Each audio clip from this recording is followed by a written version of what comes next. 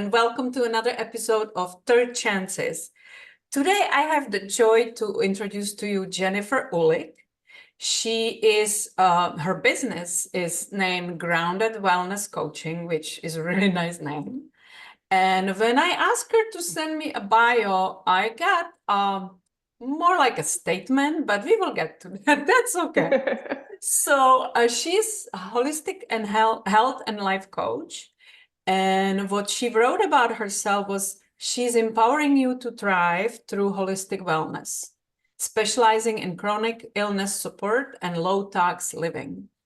And of course, that is right here in our valley. That's all we talk about, how to improve your life and how to be healthier and more energetic and how to approach the longevity with as much energy as possible. And this is what she specializes in. So Jennifer, welcome to my podcast. Where are you calling from, first of all? Oh, thank you for having me. I am joining you from Phoenix, Arizona, where we are currently at 108 degrees already. Oh, that sounds just lovely. Florida.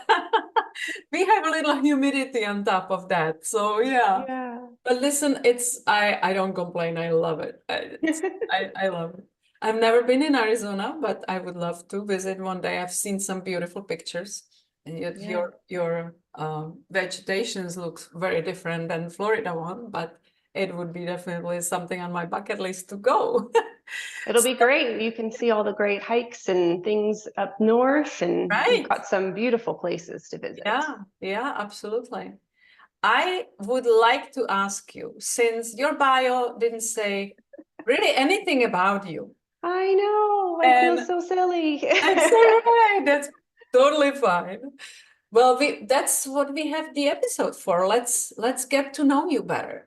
So let's start at the beginning, because usually when we are kids, we have some dreams and aspirations. Many of those turn to be completely silly, and many of those may be shaping our way to path to something that will eventually get to where you are today. But I don't believe I had one coach on that they immediately from the get-go decided to be coach, and that was their first choice. Usually we get there through some experiences and through some reinventions and stuff that happened through our life that actually prepared us for something like that. So I would like to ask you, when you were a little kid or when you were deciding what you want to be when you grow up, what was on your mind, the first priority? Oh, goodness. So I'm from Canada. So if you hear a little bit, I have some accent leering, but I grew up in Canada, and what I was looking at when I was a little kid, the first thing I thought was, oh, being a lawyer sounds really interesting. Really? Wow. What was so And interesting about it for you? I don't know. I think I liked the activity of having that conversation with people and challenging people's opinions. And then as I got older, I just realized that wasn't like, I'm like, oh, I probably don't want to go to law school. And that sounds like a lot of people arguing all the time, and that was too stressful. That's exactly what it is, yes. Yeah. But I was also, this is something I think people find funny. I was obsessed with my teeth. I had 2 rounds of braces growing up because I had 12 extra teeth in my mouth. Wow. So I've had like a ton of teeth pulled, but I had like a round of braces when I was a kid, and then I had another while I was in college. And so I was like, I'm going to be a dentist. I'm like, this is cool. I think this is really great. And then I got into college, and I just could not grasp organic chemistry for the life of me. Oh, So I'm just quite like, important. oh, yeah, it's really important. And I'm like, I can do all the other stuff and the technical stuff, and I can memorize all of these things, but I could not get past that. So I decided at that point that I should really go with something that felt more natural to me, and that was to go into the education field. Mm-hmm. And so that's kind of like, oh, I had started coaching youth sports when I was 16, and kind of got into that. I'm like, I love this idea of mentoring. I love the idea of, helping kids thrive in sports. I like the idea of maybe creating a space that was better than the one that I had growing up when it came to athletics, something a little bit more inclusive and that kind of environment, more supportive. Hmm. So I ended up in education and went from there, ended up teaching in a traditional classroom setting for 10 years. What did you teach? I started off in high school physical education. So my degree in education is physical education and human sciences. So I started with high school, and then the year that I graduated was the same year that in our province they changed the retirement age by 4 years.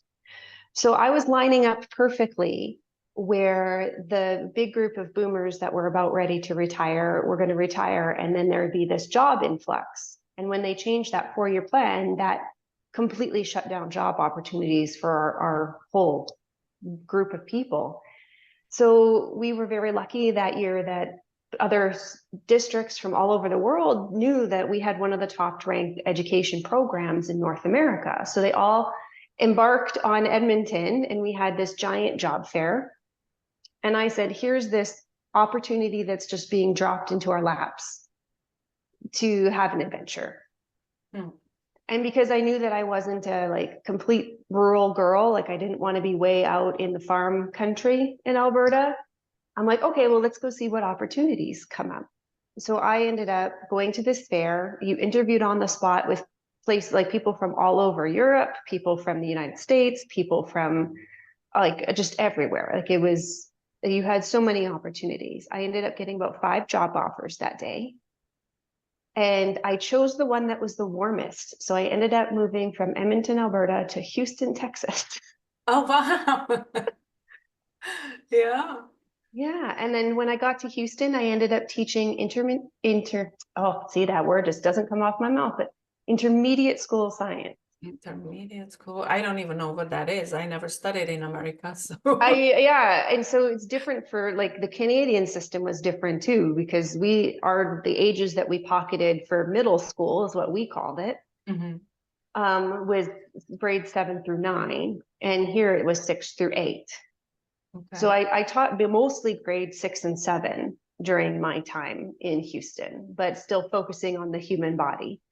So I got to at least still be in the topic that I loved and help those kids like learn how their body works. Mhm. Yeah, that's interesting because that kind of pre-arrange you to be doing what you're doing today. But so you are a teacher. What did you enjoy the most about that episode of your life? I know some people do not like teenagers. I think teenagers are the funnest age bracket to work with because they're just really getting to know themselves. Mhm. They're learning sarcasm. They're learning how to navigate each other. And just being there for that transition was always fun because even in that age, like you can see them in a year or 2 years, how different those kids would be. Mhm. And it's also a really horrible time for a lot of them because their bodies are changing, their environments are changing.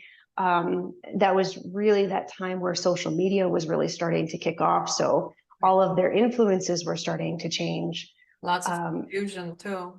Lots of confusion. And it was, for me, it was nice to be that safe space for them. Plus, when you're teaching science, they get to be a little bit more hands-on. They get to make a little bit more noise. They get to interact and show their personality a little bit more. So that was my favorite part about it.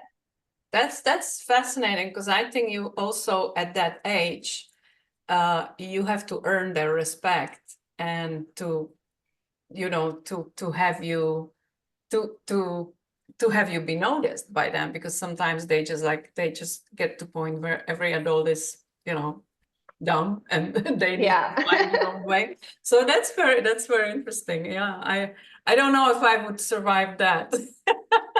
Well, I did it 10 years. I felt lucky because I found out in university when I was taking these classes for people that had learning challenges to identify them and understand them. Yeah, I found out in university I myself am dyslexic, and I didn't know that growing up.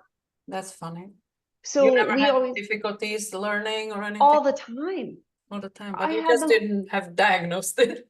There wasn't a name for it, and I think it just became a running joke in my family that I couldn't spell very well, and math was a challenge for me.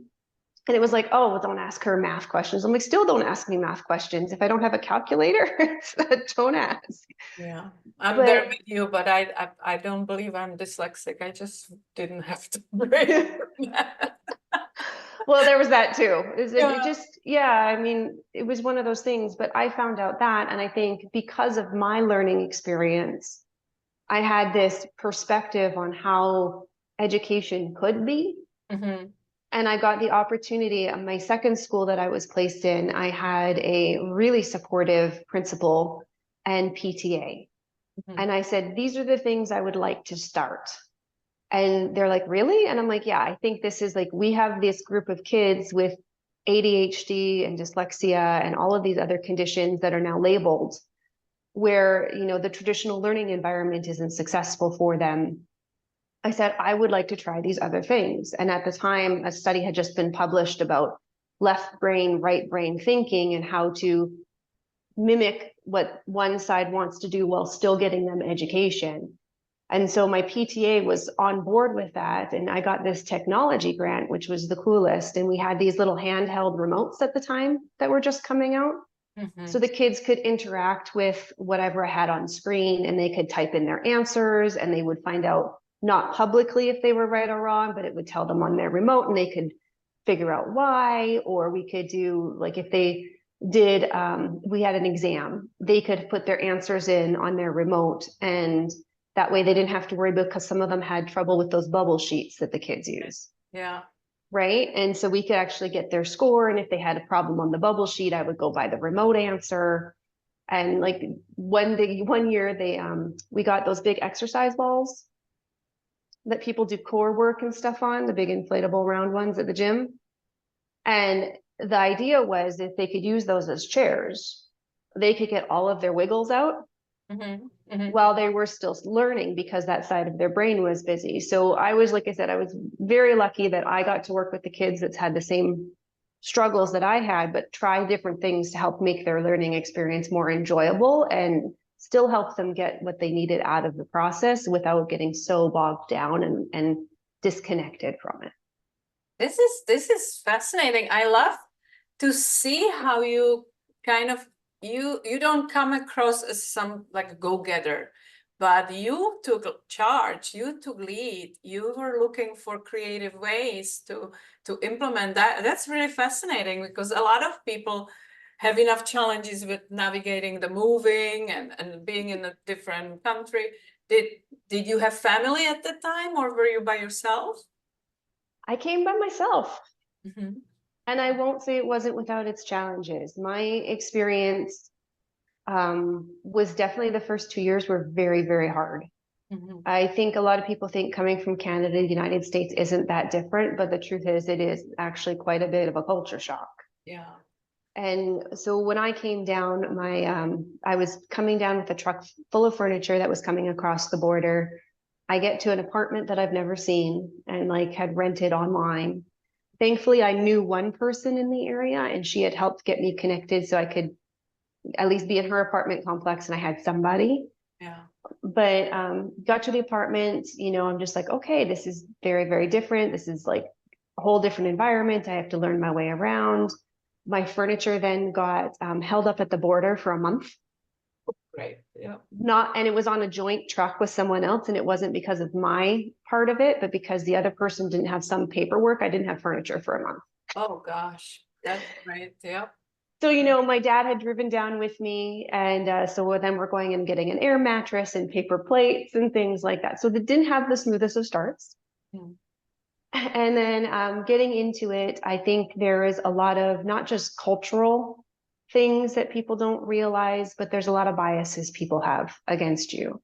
Hmm. And being that you know, I'm an immigrant to this country, and I think just because I have blonde hair and light skin and blue eyes, that sometimes people don't understand that I've gone through a different process to be here. And it's not an easy process when you do it. Oh yeah. Right? I can relate there with you. Yeah.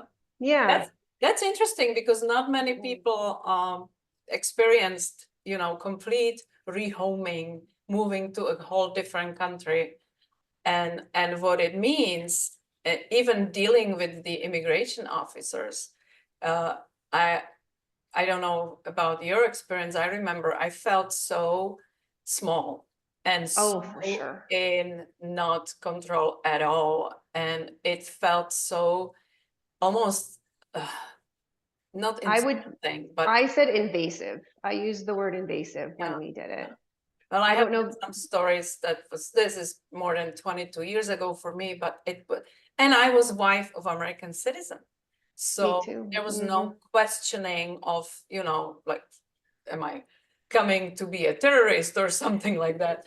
But it became right after 9/11. So it was very, very, Oh, very yeah. stressful time at that time. And nobody was, yeah, for sure. It was double, It, triple the background checks and everything else. So it was taking yeah. a long time. Well, how long ago is this when you came to So America? I came to the States in 2003, and it sounds like we came around the same era. I But came I in know, 2002, yes. yeah. So I just remember I was on a working visa. Mhm. And so every time I would cross the border, I was there. I'm like, you get everything gets searched. And I think people are just like, oh, that you're just joking. You don't get searched. I'm like, every single time my luggage is pulled to the side, it's searched. My bags are searched. I'm patted down. I'm asked a million questions to make sure that I am the person in front of them that's on paper. Sometimes I would be held up and they're just like, they would just this power control dynamic that they had is just like you're staying here until we decide it's okay, whether or not everything matches up, you're staying.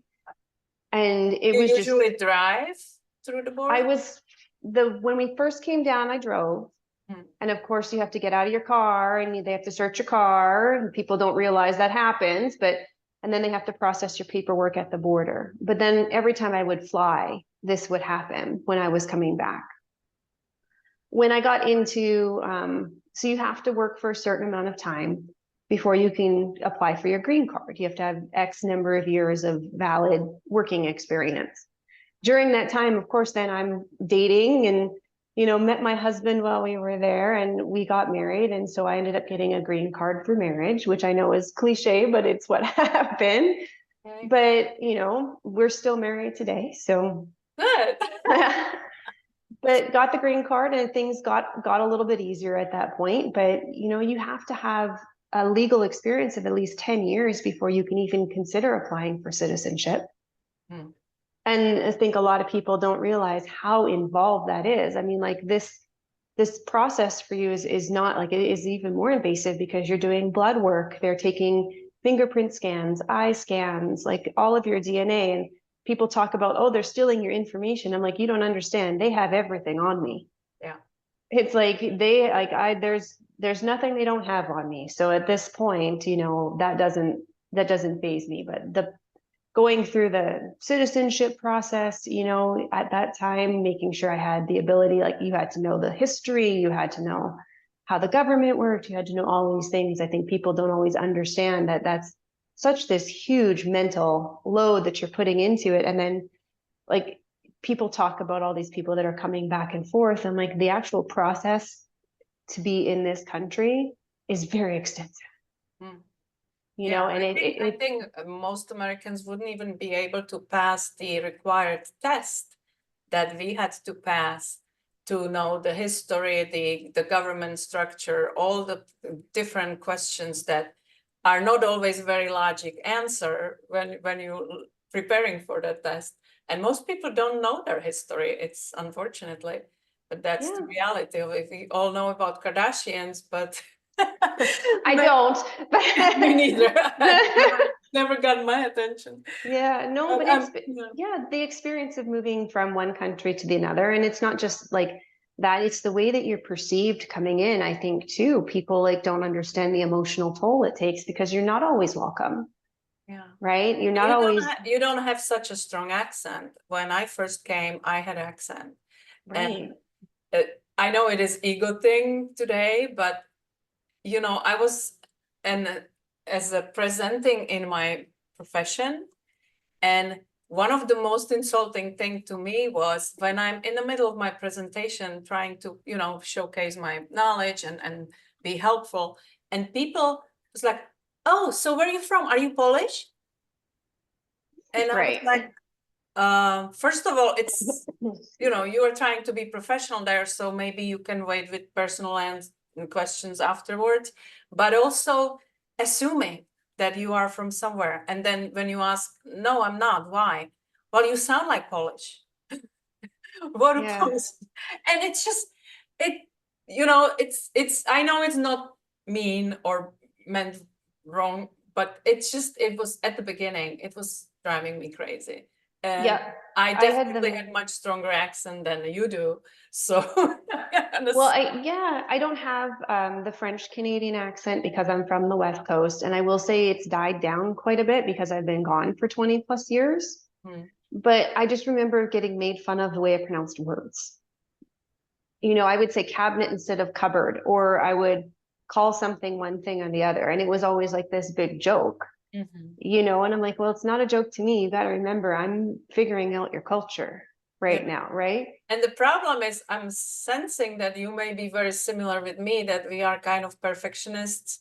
And I was brilliant at my the native tongue. I was born Czech, and I was editor-in-chief. I could edit text. The mistakes would jump on me from the page. I was brilliant in Czech language. I wrote and everything. So I wanted to be the same in English, but I never learned English officially. So I was self-learned, which of course is quite different experience. And so if I was made fun of, it's not because I didn't want to have accent. But I came when I was a little older than you, and you don't get rid of it so easily as you could when you were younger.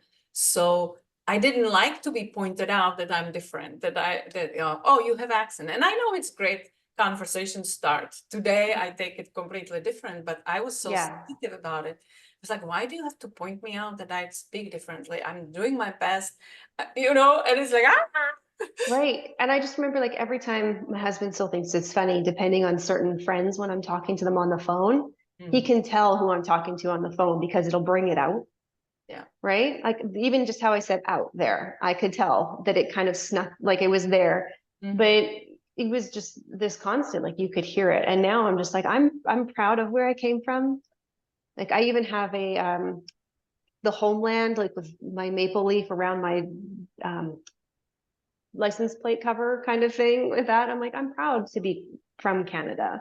It I'm is one thing that I realize also that, we were kind of fighting our uniqueness, which should be the opposite to do. right. And we should have been embracing it and then like bringing culture things to other people to help them like just be more accepting of it. And I think the timing of it played into it too, because we were still in the throes of what 9/11 brought. Mhm. And, you know, just the way that everybody was wrapped up in that whole, you Yeah. know, And I think it's context. on me too, that the sensitivity, it was not because somebody meant to trigger me.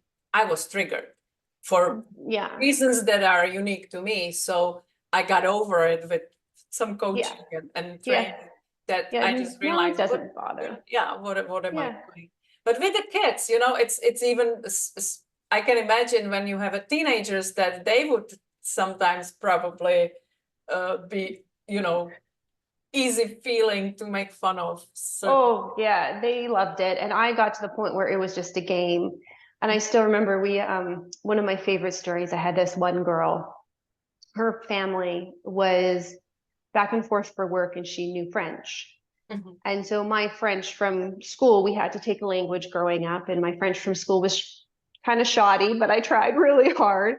Um, but I remember one time the kids were just like, you know, sometimes you're around that group and your nerves are on end and you're just like, I'm done. This is too loud. You guys aren't doing what we need to do. And I swore in French one day. Ooh.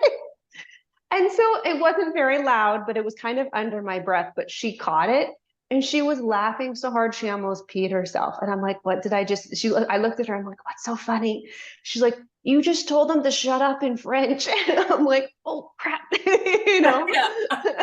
Well, hey, that's the charm of being foreigner, because you can always swear at people in your language, or I had the bad habit when none of us like to answer phones with the telemarketers. And it used to be much more, invasive than Often, it is yeah. now. You just don't answer the phone because you have caller ID. But before, you answer the phone and you get a telemarketer and they start immediately reading from script and you can't even stop them. And so what I did, I start talking to them in Czech. I love it. And they just like, and I was like, saying in Czech, I don't know what you're saying. I don't understand you. What is it you're trying to say? And they would be so panicky. And I know it's kind of mean because I would not wish to have that job. It gotta be like one of the worst jobs to be hung up on and really being, hated. Kind of, some people are rude. But it just got to point that I was using it as my defense, so I don't have to hang up on people right away. I was trying to make it nicer. Yeah. Yeah. I think too, this is the people always view Canadians as just really polite and nice people, but we definitely we have that because that's part of how we were raised. That's part of our culture is to be accepting and friendly and things like that. But there is always a point where you're just like, you're invading my personal time, my personal space. And sometimes if you make a game out of it, it's kind of fun. Yeah. So you are in Texas, and now what? Now you ended up in Arizona. So what happened between that? Oh, so this is where our lives definitely took a big shift. My husband and I have been together now this year, 15-year wedding anniversary, together 21 years. So we've had a good span, but at the time, I was working for the district that was involved where NASA was. So it's in the Clear Lake area in Houston. And my husband worked for a NASA affiliate working on the space shuttle. So he is an aerospace engineer. I'm really proud to say it because some people are like, cool. Yeah. He's not always as open of it, but I'm proud. My dad was pretty excited when I told him I was dating a rocket scientist. So that went over well. Oh my God. Can't get much better than that. Right. So he worked on the space shuttle. And when the program got grounded, is kind of how we call, he stayed on through conclusion. And so he was there and then he got his, thank you package. And so we started looking for jobs. So we took that as the universe telling us it was time for a new adventure. So we said to each other, we sat down one weekend and we just said, this is our chance to decide, where do we want to be? What's important to us? What kind of lifestyle do we want? What's going to happen moving forward? And so we narrowed it down to a couple states. We knew we were going to stay in the United States for work purposes. Like obviously going back to Canada would have been an option, but still neither of us wanted to be anywhere cold. We both left cold. What were the priorities at that time? The priorities of that time were obviously getting jobs that were, I was still at that point thinking I was going to be in a classroom teacher. So I was looking at the education jobs that were available. What kind of lifestyle? So what was the climate like? What was the activities like in that area? Like what kind of things could we do that we liked? At the time, like I was still playing beach volleyball. My husband still does play beach volleyball. Like we were big into that community. So we're like, where can that happen? And then where the engineering firms were for him is there was programs out by California that were doing offshore launching of satellites and things of that nature. Then you had the big aerospace companies like Boeing and Honeywell and things of that nature. So he started looking for some places there. We had areas in Arizona, we had California, Florida was an option, but we wanted to get out of hurricane country. So we decided about why didn't you look at the Kennedy Center? Yeah. So we decided to not go that way. And then at the time, my husband had gone to school in Prescott here in Arizona. So he had lived in the area. My parents were starting to snowbird here. So we were, had some family here. We got used to the area and we thought, okay, well, Phoenix seems like it's a good fit for us. Even if we're somewhere on the outskirts, we could be there, or we wanted to be in the beach cities in California. So it was really like, look at the jobs, whoever gets a job first, then that's where we're going to go. And so he ended up getting an opportunity with Honeywell, and that was located here in the Phoenix area because they had multiple options. So that's how we ended up coming here and making that choice. That's wonderful. Yeah. And there are no kids in the picture? No, this factory was never open. So, um, no, I had a lot of stuff going on. I knew at a very young age I was not going to be a mother. Okay. I think it's something that I knew, like I have no problem with kids, but I knew it wasn't something that was meant for me. Mhm. And also like just biologically, it wasn't something that I found out later in life wasn't going to happen. It didn't make me sad. I'm not upset about it. You know, I've gone through that process. Everyone's like, oh, you got to be sad. I'm like, I'm not because it wasn't part of my plan. Okay. And I think people laugh is like when I was in the process of dating on our second date with my husband, I asked him, I'm like, what's your feeling about kids? Because I had relationships before where they're like, I really want a family. I want to do all these things. I'm like, okay, this could be a problem. Yeah. You know, and at the time I'm like, maybe I'll change my mind, maybe that kind of stuff. And I'm like, nope, I'm pretty sure. I'm like, first of all, I found out later that I was not going to be able to have kids anyway. So that could have been a massive problem with someone that was really family forward. Yeah. But I asked him on our second date, I'm You like, were being honest. Yeah. I didn't want to waste anyone's time. I didn't want to, go down that road. Mhm. And he's like, yeah, it's not a priority for me. And so that, like, being on the same page as early as we were was such a good thing for us because we just knew we're cat people. We're going to have cats in the house. We're going to have pets. We're going to try to travel. Like, we're going to be active. So for us, it was just, that's how we went. So for us, it's two cats and us. And the rule is you only have as many cats as you have laps in the house. So it's like two's the limit. I think if there was the druthers, we would probably have so many more rescue cats because my husband's mom was like that, and he kind of grew up always bringing them in. But there's only so much we can do. Yeah. Yeah. No, I also ask because, when you are in position to seek where you want to live, when you have family and kids, you have to take in consideration the schools and everything else. So that was kind of off your plate to It worry was. about. Yeah. Yeah. The only time I was looking at schools was when I thought I was going to go back into teaching That's right. profession. Yeah. Yeah. So I'm assuming you didn't in I Arizona? didn't. Oh, so I what didn't. happened? That was the first step of transition. I've had some different movement here since we moved here, but I taught inclusion, and the average lifespan of a teacher that does that program is about 5 years. And I taught for 10, and the burnout was real. I was really tired. At the time, it was like, okay, I was moving in the middle of the school year, so it wasn't like I had to jump into something right away.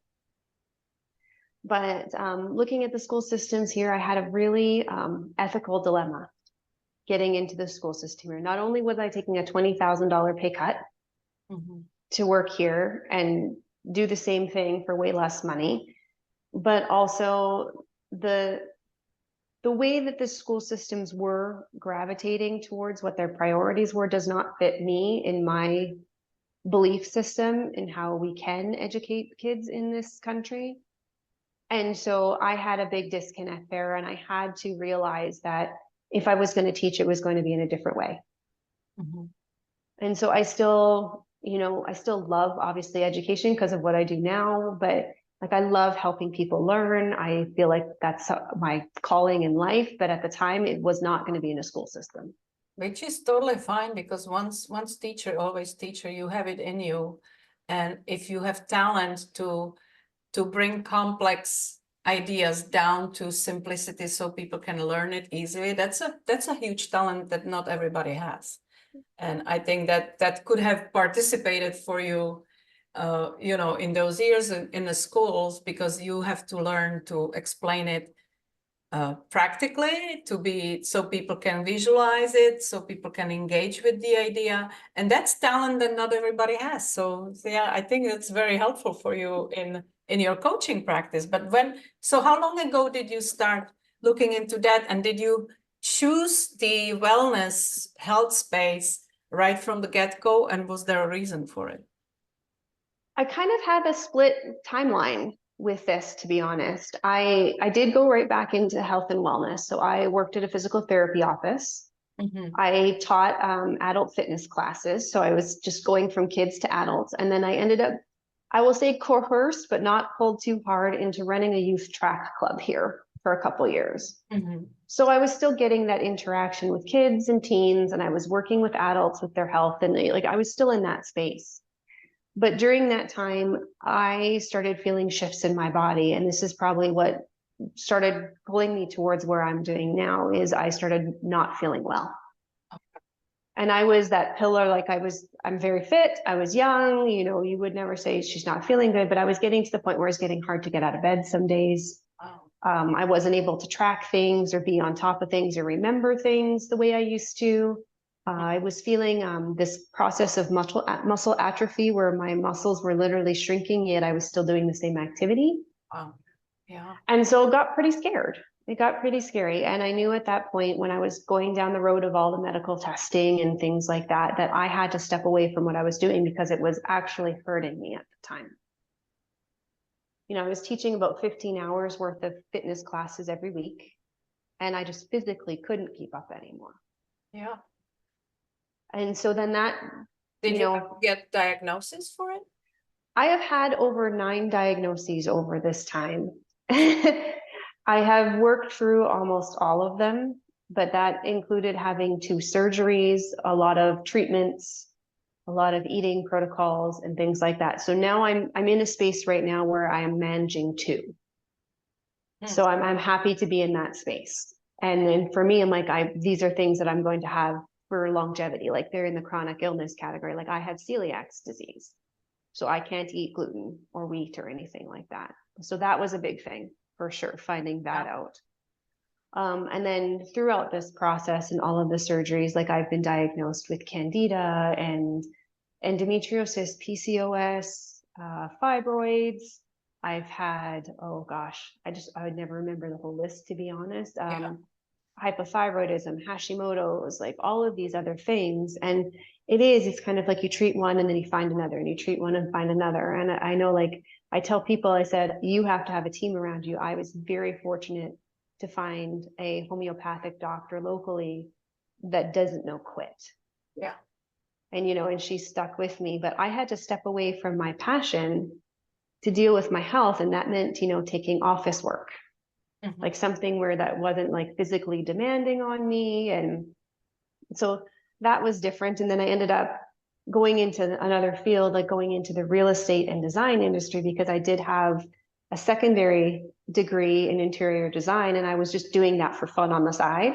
Yeah. But then that turned into my business for 8-9 years while I was dealing with my health. So I did that. And then just as I was starting to get, you know, like I just finished my second surgery, I had done autoimmune, like immune therapy, which I think some people may not understand what that is, but that's usually a lot of IV drips and medication and things like that. And basically what I went through was on a pill form of radiation treatment. Oh gosh, yeah.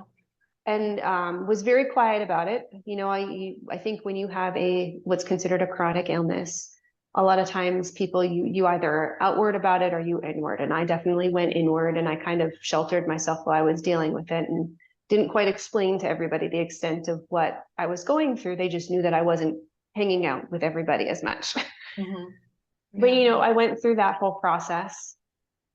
And then as I started healing and getting my energy back and kind of feeling more like myself again, I was just about to get back into a brick and mortar situation in the fitness industry. And then COVID hit. Yeah. And everything shut down. So I always say I was very lucky we didn't sign a lease at that point, but you know, we did have some stuff to deal with. But then that's where it was like, okay, this is too many signs that I need to listen to. So what is it that, like, we had that time? And I think people either got upset about it or you embrace the time. I'm like, okay, I have this time. Let me figure out what's available to me. You know, how can I take my background in education and health, and how do I turn it into something that's fulfilling for me and still helps pay the bills? And I, by no means, like I went into education. I didn't have these grand things about I'm going to be a millionaire being a teacher. So that was never my mindset. Yeah. And that would really be achievable. Yeah. Yeah. Unfortunately. So yeah, so for me it was like, how do I put these two things together and really be authentic in who I am and what makes me excited. And that was to talk about, healing your body, understanding how to fuel your body, and putting together the nutrition aspect and the education aspect, and then filling in the gaps with the emotional side of health and the physical side of health. So that's kind of where I kind of said I had this moment, and then I had the healing portion, and now I'm back to kind of what that looks like for me moving forward. And that's where grounded wellness came in. That's fascinating to me because so many people, well, first of all, we have so much confusing information everywhere, and starting with nutrition and everything else. And then so many people live to just live their life, and when, God forbid, symptoms appear, they start treating it. They follow every advice doctor give them, and they may not get anywhere.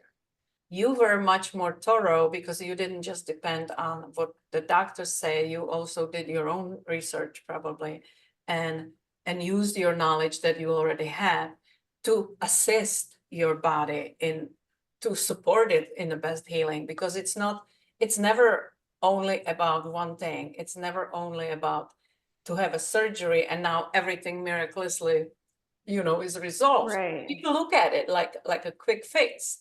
Uh, if your pain may not go away, your things may not go away. It's a part of the big structure that needs to be there to support your body. And that's fascinating that you had that support. You found the support. You also had that support in you because you were driven to find solutions for you and, get yourself back on track. And that's very important because now when you coaching people to better health, you are not only speaking in theory, you went through protocols and you saw what works and what doesn't, and what is the most important aspects, like you touched on the mental part of it, and the stress and everything else that we don't even think about, or regular people don't even think about, that people take pill and they think it's going to be fine, and it's not healing anything. Most of the time it's just Yeah. covering the symptoms. But that's really interesting. So today you have your coaching business, and who are the people that you can help with? What is there any common denominator? I think there's doesn't have to be a common denominator when we're talking about health, because I think so many they say 93% of our culture right now is considered metabolically unhealthy, which is astonishing, that stat, but not surprising. I think if you really dig into what we've been fed over the years, and what information we have. But I primarily work with people that are dealing with an autoimmune kind of situation, because I've been there and I want to be able to support. My theory is that it took me 9 years. It really can take you 2 or less to figure it out. And it does take time. I think people, again, they're looking for that quick fix or that band-aid. Yeah. But that doesn't actually heal the issue that's going on. But it does take some time because you have to explore certain avenues and treatment that I help people that are diagnosed or undiagnosed, and I can help them through the question of what's next. Yeah. Because often they go to their doctor, and if you're lucky enough to get a diagnosis, it's okay, congratulations, here's your diagnosis. You can choose to take this medicine, but there's nothing else more that they do because they don't have time or the training. Or that's just the strategy there is, that like this will keep your symptoms under control, but it's not really going into the source of the issue, and it's not doing anything about that. And unfortunately, in today's world, when you think of it differently, it's kind of follow the money, like the pharma and the whole industry doesn't make money if you heal. Yeah, I know. We could probably talk about that in a whole other episode. It's very much a soapbox moment for me, but scary. Yeah. It's very scary. But I mean, my approach is you have to deal with the person as a whole. And that means, okay, well, let's figure out all the things that are impacting your life that you're willing to change in order to feel better. Yeah. And I do that same thing. Like I did start off my career dealing with more women and men dealing with like menopausal symptoms or diabetes or high blood pressure and cholesterol. I definitely like I have a whole program that's just for those kinds of things. Mhm. So I don't discredit them at all because it's a huge part of what we're dealing with, you know, in society. We have all of these things, but Yeah. I focus so much more about what's in your control because so much I think of now we feel with all of the extra stimulus and things we're being told and things that are just thrown at us all the time, it's so overwhelming and we feel like it's not in our control. But if you really shut the noise off, you can say, okay, what is it that I can control? And the things you can control are the choices you make of what you use to fuel your body, Mm. what you choose to consume in terms of media and things like that, Yep. what the stories are that you tell yourself in your head, you know, and how you choose to show up for yourself in terms of your physical fitness. So if you can tackle those 4 pillars, usually you will find your own path to healing. And what my path will be, or was, or is not the same as someone else's because you're going to be dealing with other things, right? Some Yep. people can come in with emotional, like big T or little t trauma, and we can't heal until we get the emotional part done. So we might need to tackle that first. And a lot of times people are so like, I've had a lot of people like, we don't, they're like, I don't want to talk about this. I don't want to talk about this. And the big thing is to respect that boundary because boundaries are important. You know, if someone says, I don't want to talk about, that's fine. But often, more often than not, once you start peeling back the layers of other things, then people realize, oh, this is something I do need to deal with, Yeah. you know, in order to heal. Because a lot of times what we're holding on to, like I can help you figure out how to eat for your body and nourish your body. I can help you figure out how to move your body. But if you're not willing to start breaking down the emotional part of it, you're probably not going to get to the end goal that you're really looking for. Because the reason behind maybe bad habits in eating are somewhere else than the food alone. And that's exactly, that's why, you know, it's a fascinating because when I'm asking what kind of people, I'm assuming most of the people that work with the coach has to be first open-minded to seek another solutions than just quick fix and band-aid over their symptoms. Go to doctor, get your answer, deal with it, or even worse, use your diagnosis as an excuse that you can do things that, you know, may get you better. Yes. And a second of all, when you think of it, if somebody listens to this and think it was like, she's not even doctor, so how do I know I can trust her? What is the answer for those people? If you are considering you may need another help than just your doctor because it's not going anywhere, or you are on medication for 20 years and you are not only getting better, but you are getting worse, Yeah. you may start realizing that you are in charge of your health, not your doctor. He's a big part of it, but it's not his life, it's your life. And maybe you need to start digging deeper and start looking at making better choices if you want to actually progress to health. And so what would you say to these people? It's like, why should I trust her?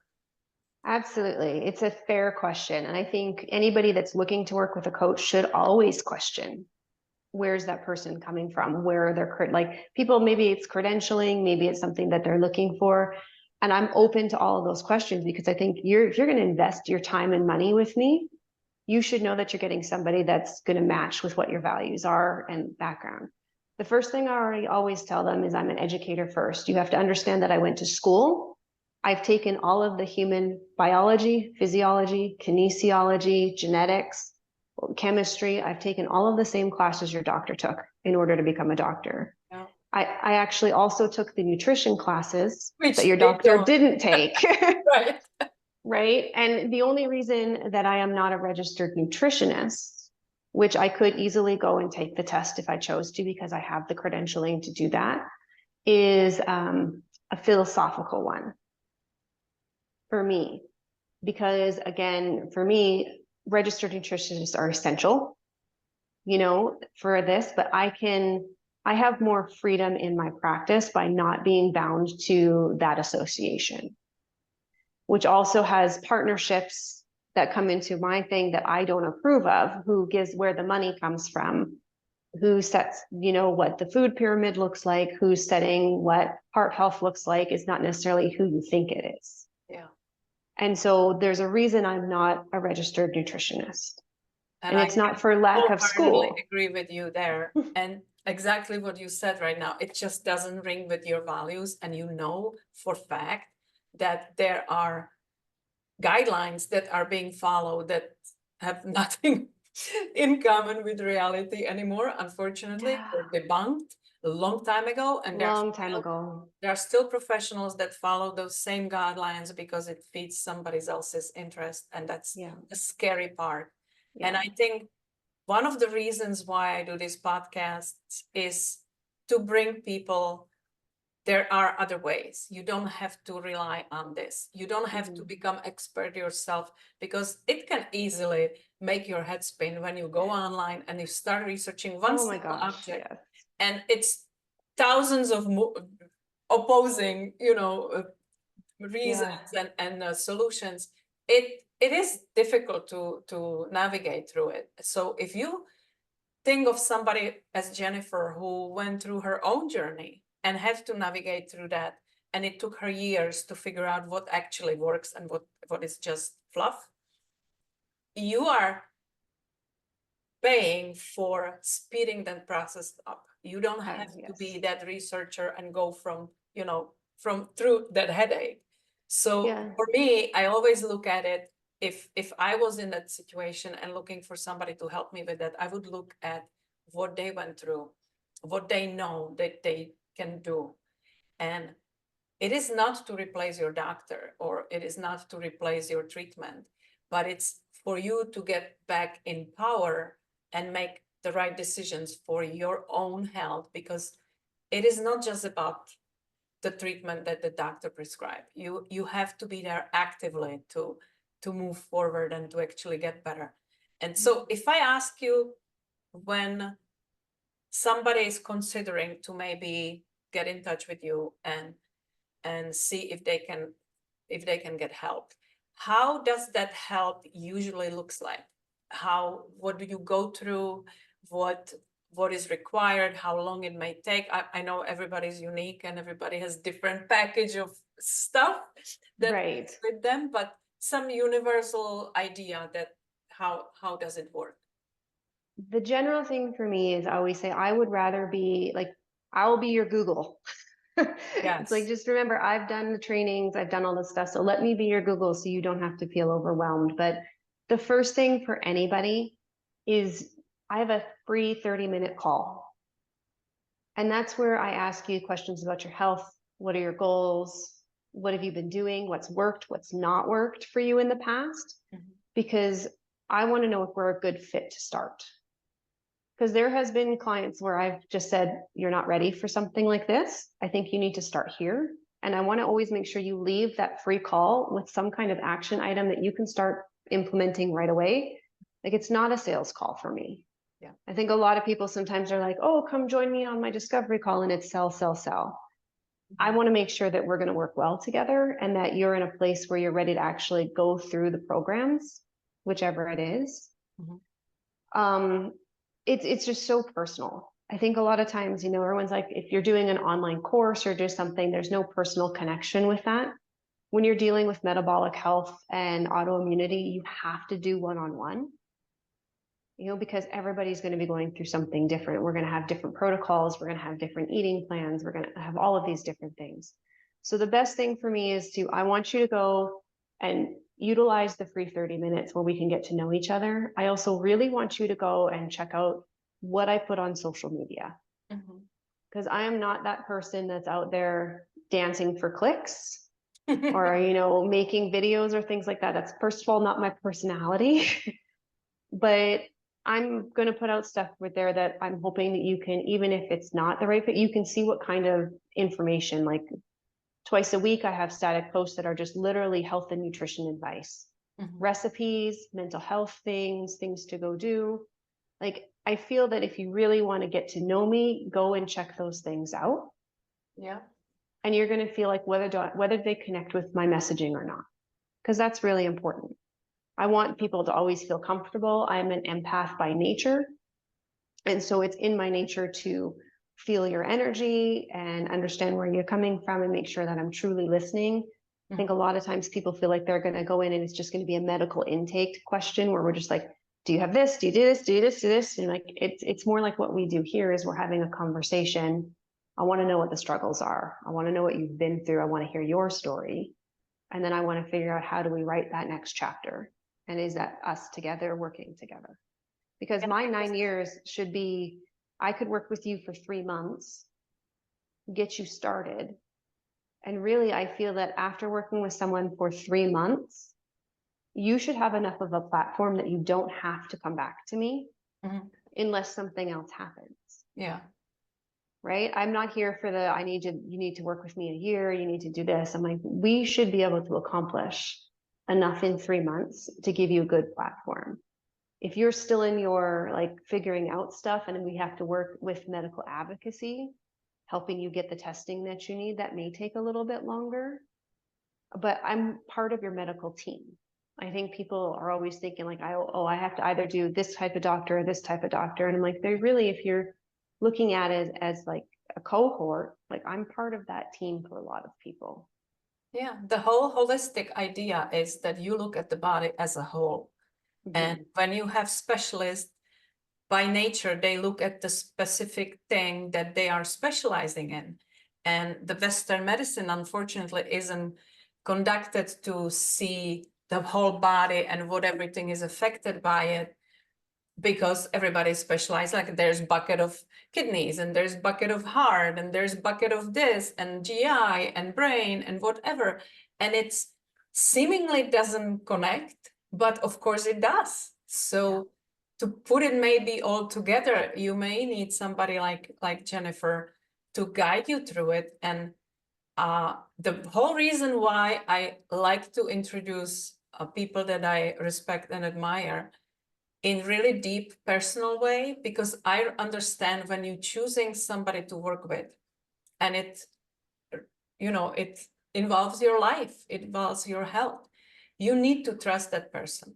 When you go to doctor, you may not have a lot of choices to work with. You have some choice to decide which doctor you would like to work with, but it's not always your choice to pick the personality or somebody that would work with you on a deeper level, and they don't have the time.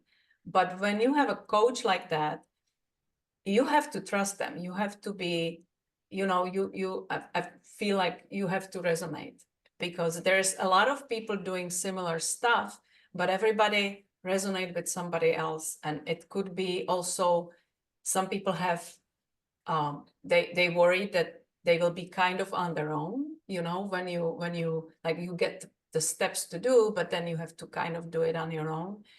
I'm assuming that you are helping them a lot to navigate through all that, and that because you go deeper with your mindset and everything, it assists you in many, many more ways than just telling you what to eat and how to move and how to think. Yeah. I always let people know that like, if you even just have one session with me, you're not just paying for that 50, 60 minutes of time. You get access to me for a whole week. So even though like you're coming in and you're just like, oh, I'm paying, 100 and whatever dollars for this time with her. I said, but you got to remember that I'm going to be following up with you during that week. You can call or text or email if you have questions, like you have support. So it's not just like a one-off, this is only the time that I have with them. Like we're going to have follow-up. We're going to continue to be in each other's lives, at least even if it's just for that week. Because I want you to know that someone's there for your support. Like that's really why you go to a coach, is that you have that more personal interaction and you have that support system. I always say, like, when you're doing any type of coaching, it's an accountability and support. That's what you're looking. You're looking for someone that's going to gently hold your hand, or not so gently if you need a little kick in the butt. Yeah. But to get you through what your goals are. Because obviously, if you're coming to a coach, something's not working right now. Yeah. And we're looking together to find a solution so that you can get to that next level. That you touched on something very important, because I have talked to people who don't understand the concept of coaching, and they believe that they can Google or YouTube everything that they need to know for free. And I keep telling them, if it was so simple, sure, you can. First of all, you have to decide which information is correct one. And a second, if it was so easy, why didn't you have done it already? Because most of us know what to do, Right. or have some idea that what they are doing is not working, but something is there that is not making you to do it, even though you know it may involve your health and life. So it's always much deeper than just the intellectual knowledge of things. I believe it's that's where the support comes in, because first of all, you're dealing with somebody who went through the same thing. So she knows the obstacles that will come, and the defense mechanism that comes, when you have to do something that may not feel comfortable or natural to you. But she went through it, and she's better for it. So the whole point is, find somebody who resonates with you on a personal level. That's why we talked about, Jennifer, most of this episode, because I like to bring you human beings, not business people. They are in business to help you, but you have to understand what they went through to be able to understand how they can help you. And I certainly hope that there's someone out there that just heard of what resonate on the deepest level for them, and they may have found their person. So I would encourage you, if that's you, there will be all the connections and links to Jennifer business and website and everything in the show notes of this episode. And I encourage you to reach out. And even if it's just for that 30 minutes of free first introduction, and just see what it would look like, and see if that's something that you may actually benefit from, and it may help you through the journey. Because being unhealthy or dealing with some serious issue, it's definitely not fun. And I know that some people look at the money part sometimes, wow, but that's expensive. And we both know, because we both went through serious health issues, it is so much more expensive when you don't invest in yourself when it's still time. And when you have to deal with the consequences of all that, it is so much more expensive. And I'm not only talking about money, I'm talking about the quality of life lost, and all the other things, what you have to give up, how you cannot even participate actively. You know that. And we all know that. Anybody who went through serious issue in their health, they know that, for somebody who is thinking is healthy, is the least priority on their list. For somebody who is sick, it's all they can think about, because suddenly the priorities shift, and it is, in order to live normal life, you need to be healthy. And that's the goal of my podcast. That's the goal of the entire activity that I started doing last several years, to bring you more and more people that are in this space, have figured it out so you don't have to, and help you guide through that process less painfully than you would have to be on your own. Did I say it right? It was perfect. I Yeah. mean, my goodness, I should have written that down. Oh wow, I would never repeat it the same way. Right. But it's inspiring, because people like you are, found their purpose to help people. And of course, people have to be open to be helped, and people have to be open to take some personal responsibility, because if you keep doing the same thing and you are not getting healthier, there's probably something that's not working, and it's about time to find out. And she may be that person for you to help you figure that out. And whether you follow the directions or not, that's totally up to you. Nobody can make you. No coach in the world can make you do the steps that are necessary. But at least you will know, and then is your personal choice. Do I want this bad enough, or is it just fine the way it is? And I don't think people like just fine are reaching for help. They will create their own story why it is just fine. You mentioned you are having a program. I don't want to forget about that. Yeah, there are a couple of things coming up. I have my root cause reset, which is when someone is in the autoimmune or chronic illness world. That's where we kind of get into the nitty gritty and deal with what their symptoms are and really try to tackle and find that root cause. I have a secondary program for people that are just looking at more metabolic health, whether that's type 2 diabetes, high blood pressure, high cholesterol, or they're just looking to lose a couple pounds and they're not quite sure why they're having a roadblock. I will love to invite people to come join my newsletter at groundedwellnesscoaching.com, where every month I tackle whatever is the new buzzword in the wellness industry. Like it usually comes out in the middle of the month, and this month we tackled the new buzzword seems to be cortisol that people are using to sell, right? Supplements, all those kinds of things. So we tackled what cortisol is and why it's important and why you don't always need to spend money to tackle things. I mean, I come from a place, if you can do something for free and you can do it that way first. Mhm. So those are a couple places where, most of my stuff, you can find all of my links at groundedwellnesscoaching.com for all of the things that I have available. And then I know I have a program collaboration coming up in the fall that is called the 1% Challenge. And we're still kind of working on that, but that is a actual financial challenge where people join the challenge and they have cash prizes available for taking care of their health, because sometimes you just need that little extra motivation. I love that. That's a very nice of you. Yeah.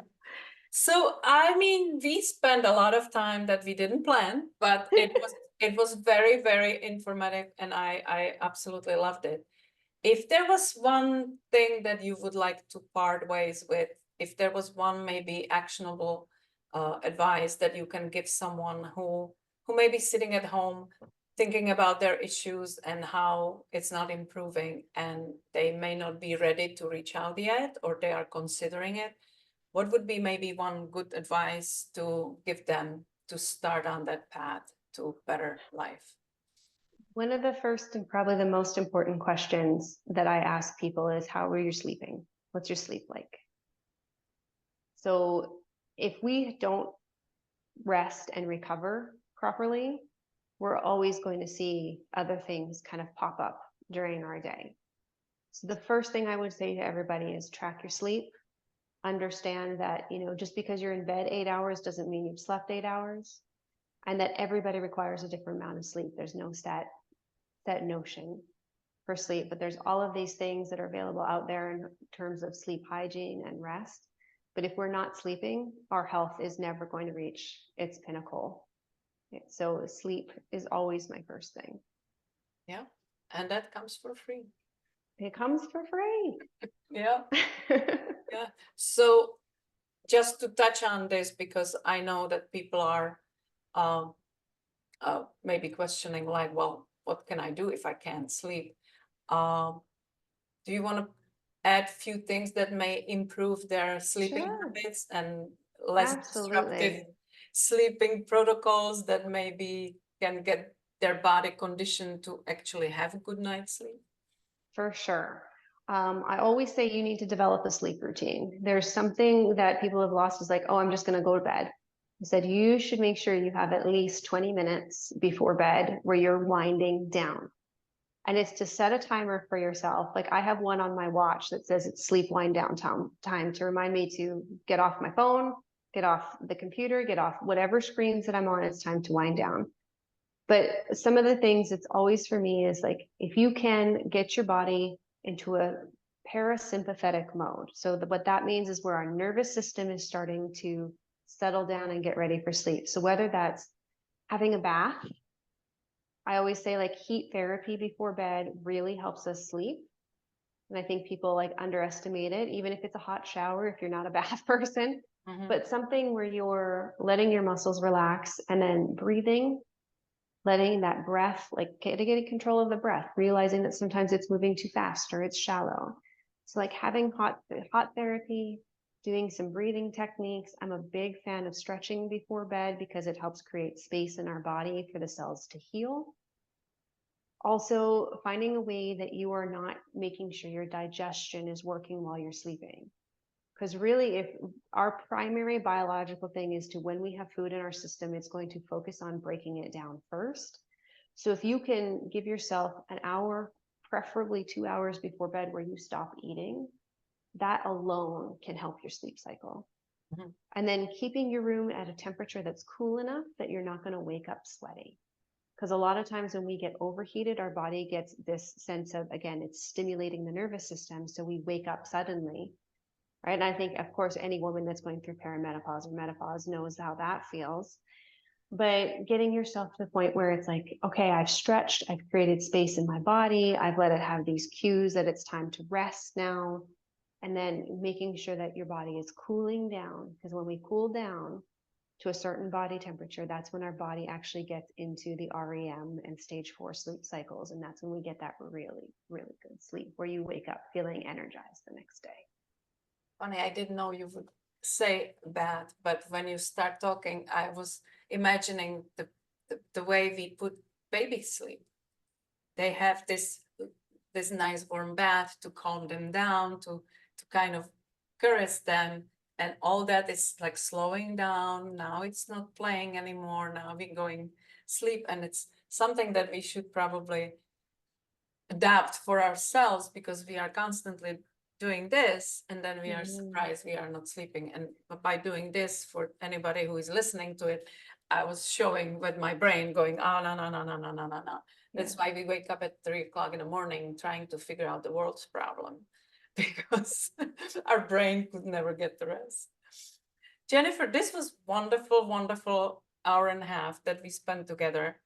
I think a lot of people could take a lot of helpful advice from this. And like I said, I would encourage everybody to check Jennifer's website that we mentioned a few times, and it will be the links will be posted in the show notes, so you can get back to it. You don't have to scribble it down, and see if that's something that you're looking for. See if that's something that can help you move forward. And because I believe we have this one life, and we can't have it replaced. So that should be priority number one on everybody's list, to be able to live quality life for whatever dreams you have to achieve. So thank you so much for your time. I know how busy you are, so I really appreciate it. And this was Jennifer Uhlig for you from Grounded Wellness Coaching.